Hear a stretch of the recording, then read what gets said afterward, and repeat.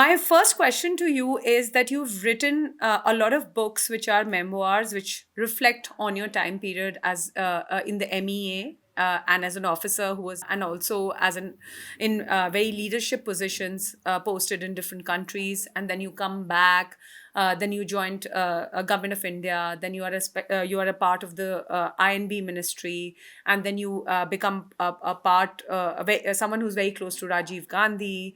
So you've written all these books. What were your reasons for writing these books? I had to earn a living. For when I left the Foreign Service, I had left it prematurely, so my pension wouldn't amount to very much.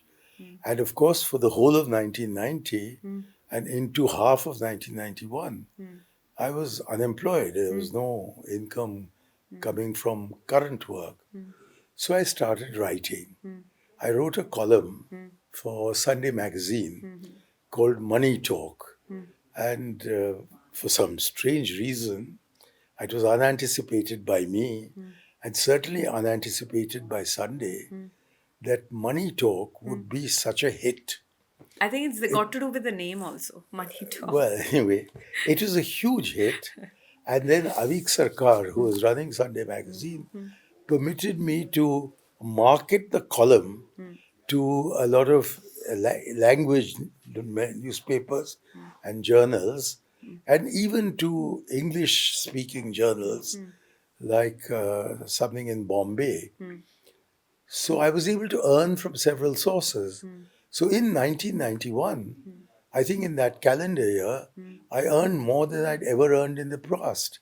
So where I'd expected to be broke, I really had a leg up in my standard of living. And then as it went on progressively, when I joined India Today, I was described as the highest paid Indian journalist. So we really reached a kind of economic Valhalla as a result of this writing. And I started putting these articles together, not only for Sunday, but I was given a free hand to write where I wanted.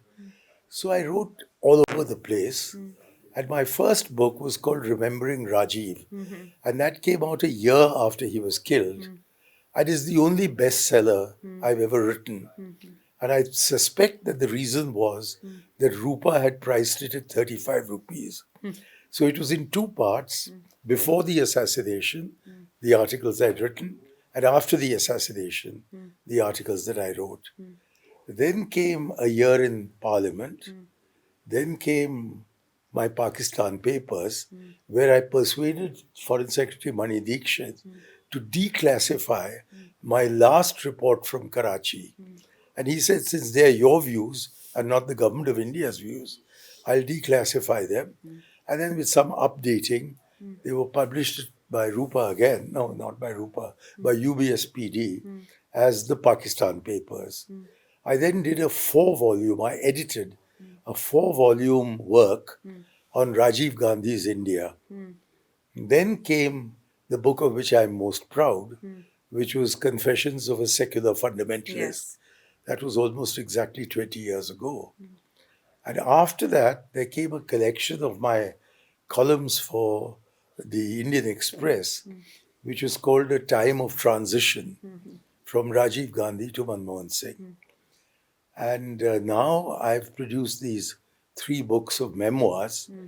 Yes, the previous books too dealt with either my own life or the life I was seeing around me, or with my thoughts and concepts, which were often regarded as somewhat out of the ordinary, which is why I came to the conclusion that I was really a maverick.